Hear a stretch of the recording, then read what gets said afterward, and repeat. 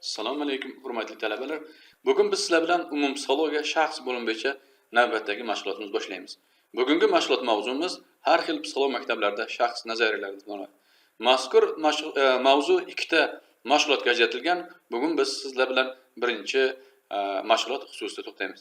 Bugungi mashg'ulot mavzumiz talabalarda shaxsning faktorli yondashuvi, shaxsning psixologik maydon nazariyasi va ega psixologiya hamda psixosintez nazariyati to'g'risidagi tasavvurni shakllantirishdan iborat.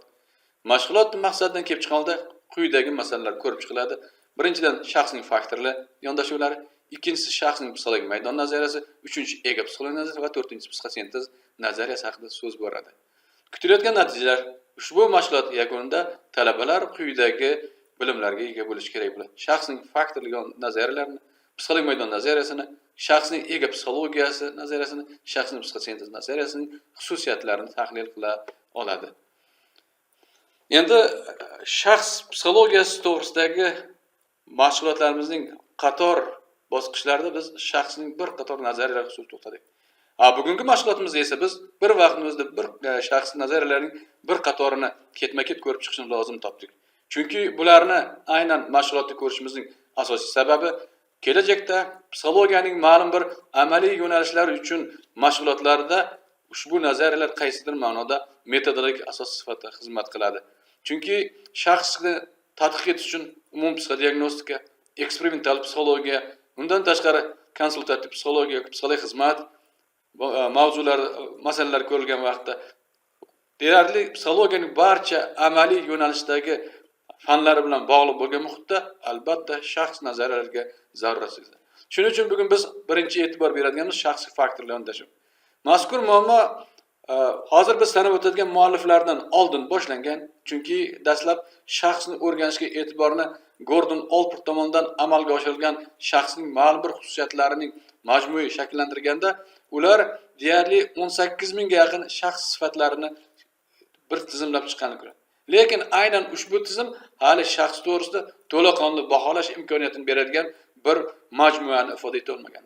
Keyinchalik bu masalaga alohida e'tibor qaratgan olimlardan sifatida biz Raymond Bernard Kettelni, keyinchalik Gans Jürgen Isingni, bundan tashqari shaxsni 5 faktorli modeli va Gelfordning shaxs nazariyasi to'g'risida to'xtalishimiz mumkin bo'lardi. Va biz hozir ularning ayrimlarining mazmun mohiyati nimadan iborat ekanligi xususida izoh berib o'tamiz. Endi Kettel tomonidan amalga oshirilgan tadqiqotlar shaxsga faktorli yondashuv deyiladi va aynan shaxsiy faktorli yondashuvning asoschisi bu Raymond Bernard Kettel hisoblanadi. Kettelning tadqiqotlarining asosida aynan shaxs xulq-atvorini bashoratlash maqsadi va buning uchun esa belgilangan ma'lum bir o'rganish usullari, ya'ni R texnika va P texnika, nomomatik va ideografik usullardan foydalangan. Bularning mazmun mohiyatida aynan shaxsni tadqiq etuvchi ma'lum bir sababiy ko'rsatishdi. Shaxs determinatsiyalar, ya'ni determinant shaxsga ta'sir ko'rsatuvchi omillar ham irsiyat, ham muhit nuqtai nazaridan tahlil qilingan. Endi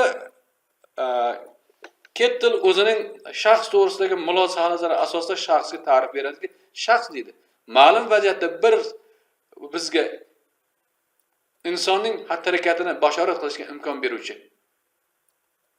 shaxsni tahlil qilishning eng asosiy muhim jihati bu shaxs qirralari hisoblanadi. Shaxs qirralari deganda esa har xil vaziyatlarda ma'lum tarzda javob beruvchi nisbatan barqaror tizim.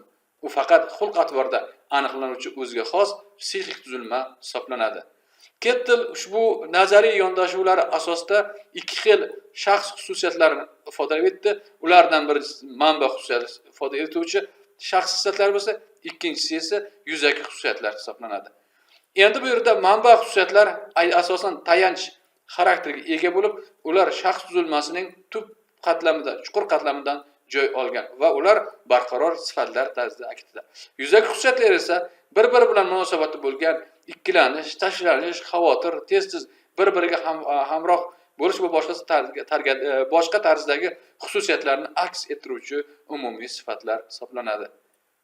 Endi shaxs xususiyatlari bilan bog'liq bo'lgan holatni tahlil etish asosida Kettel ham o'zining nazariy konsepsiyalarining bir qatorda aynan muammoning o'ziga xos bo'lgan jihatini baholab beruvchi ma'lum bir baholash tizimini shakllantirdi va u tomonidan va hamkasblar tomonidan 16 faktorli shaxs so'rovnomasi va 16 faktorli shaxs so'rovnomasi aynan shaxsning 4 ta xususiyati asosida, demak, kommunikativ omillar bilan bog'liq, emosional xususiyatlar bilan, intellektual xususiyatlar va shaxs tartibga soluvchi xususiyatlar bilan bog'liq jihatlar e'tiborga olingan va bular 16 faktorda mujassamlashtirilgan.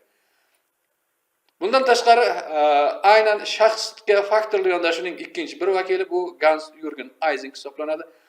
Isingning shaxsga yondashuv shaxs tiplari nazariyasi deb ataladi. Aynan u shaxs tiplarini aniqlash bilan bog'liq bo'lgan muhitda shaxs haqidagi ma'lumot olish uchun bir qator usullardan foydalanadi. Bunda o'z-o'zini kuzatish, ekspert baholash, biologik ma'lumotlar tahlili, fizik va fiziologik ko'rsatkichlar, obyektiv psixologik testlardan foydalanadi. Va natijada u ikkita alohida tipni o'rganishga e'tibor qaratdi. E'tibor berishimiz kerak, Kettel tomonidan amalga oshirilgan va u tomonidan aniqlangan ikkita faktor yoki tip bu ekstraversiya va introversiya, stabillik, neurotizm. Bu ikkalasi ikki qutbiy xarakterga ega bo'lgan sifatlar, xususiyatlar hisoblanadi. Endi bu yerda keltirilgan taqdimot materialida introvert u shaxs qirralari nuqtai nazaridan introvert, lekin uni psixik yo ruhiy tizimi nuqtai nazaridan esa u barqaror yoki beqaror tipga.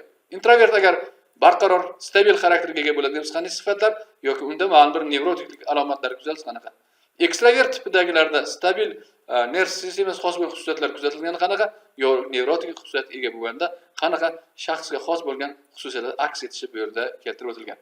Agar introvert stabil bo'ladigan bo'lsa, ushbu toifadagilar xotirjam, befarq, ishonchli, nazorat qilinadigan, tinchlikni sezuvchan, e'tibor, g'amxo'r va passiv bo'ladi. Ekstravertlar esa yetakchi, beg'am, quvnoq, hozir javob va do'stona kirishimli insonlar ekanligi qayd etiladi. Endi bundan tashqari aynan Ising tomonidan shaxs strukturasi ma'lum bir iyerarxiyaga nima qilganda aynan yetakchi va ikkinchi va maxsus ma'lum bir reaksiya xususiyatlarini Ising ajratib ko'rsatadi. Shaxs tuzilmasining iyerarxik modeliga ko'ra bu yerda ekstraversiya tipiga xos bo'lgan ma'lum bir xususiyatlar ajratib ko'rsatilgan. Endi keyingi shaxsga faktorli yondashuv bu shaxsning 5 faktorli modeli hisoblanadi. Ushbu nazariyaning asoschisi amerikalik psixolog Paul Costa va Mark Krayler hisoblanadi. Ularning nuqtai nazaridan shaxsni o'rganishning o'ziga xos bo'lgan bir tizimi bu shaxsda dispozitsion yondashuv modeli hisoblanadi va ular katta beshlik deb ataladi. Chunki ushbu katta beshlik modeli deb aytishning asosiy sababi ushbu model empirik o'rganishlar natijasida ma'lum bir sifatlar shkalasi, ekspert baholash, tashqi kuzatuvchilik, huquqatvor anketalar asosida, demak, shaxs xususiyatlarini baholashning ma'lum bir mezonlarini keltirib chiqadi va bu katta beshlik deb ataladi. Endi katta beshlik modeli asosida katta beshlik so'rovnomasi shakllantirildi. Ushbu so'rovnoma 1983-85-yillarda McCray va Paul Costalar o'zlari tomonidan ishlab chiqilgan. Keyin u rus muhiti va Yaponiya Oleg Tiyukuy tomonidan esa Yapon muhitiga moslashtirilgan biz kuzatishimiz mumkin.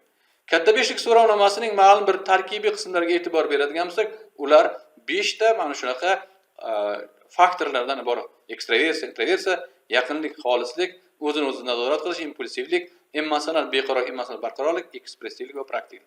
Shu o'rinda nima uchun katta beshlik degan savol tug'iladi. Katta beshlik deyishning sababi aynan hozir biz sanab o'tgan faktorlar, bu birlamchi faktorlar o'z navbatida ushbu faktorlarning tarkibida yana 5 tadan ikkinchi tartibli faktorlar. Demak, bular 25 tarkibiy qismga ega bo'lgan faktor bo'lganligi uchun, demak, katta beshlik deb ataladi. Va mana bu yerdagi taqdimot materiallarida aynan katta beshlik faktorlarining har bittasiga tegishli bo'lgan faktorlarning tarkibiy qismlari keltirib o'tilgan. Demak, ekstraversiya, introversiya tegishli, mehribonlik, alohidalikka tegishli bo'lgan, o'z-o'zini nazorat qilish. Mazkur nazariya o'ziga xosligi bilan ajralib turadi. Ba'zi bir jihatlar bilan u o'zining g'oyalarini, o'sha psixoanaliz ta'limotlarini qaysi jihatlarni e'tirof etsa-da, lekin u aynan Freud tomonidan ongsizlik sohasidagi onadan ko'ra egoning ustuvor ekanligini qayd etib o'tadi.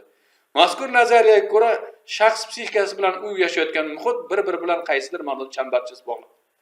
Va natijada inson o'zining hayoti davomida barcha insonga xos bir necha bosqichlarni bosib o'tadi va bu bosqichlar esa ma'lum bir davrda bir-biri bilan uzviy chambarchas bog'liq hisoblanadi. Inson rivojlanishining har bir bosqichi o'ziga xos sotsiumga mos keladi. Sotsial identiklik natijada har bir inson mana shunday sotsiumda bo'lgan vaqtda o'sha sotsiumga xos bo'lgan xusus ushbu mashg'ulotdan kelib chiqqan holda albatta yuqorida aytib o'tgan fikr mulohazalar asosida quyidagi savollarni keyinchalik siz o'zingizni nazorat qilishingiz uchun taklif qildik va o'ylaymizki bu ma'lumotlarni yanada boyitish uchun sizlar quyidagi adabiyotlarga murojaat qilishlaringiz mumkin. Bu adabiyotlar biz yuqorida aytib o'tgan fikrlarni yanada to'laqonli va boyitgan holda ifoda etish uchun sizlarga xizmat qiladi. E'tiborlaringiz uchun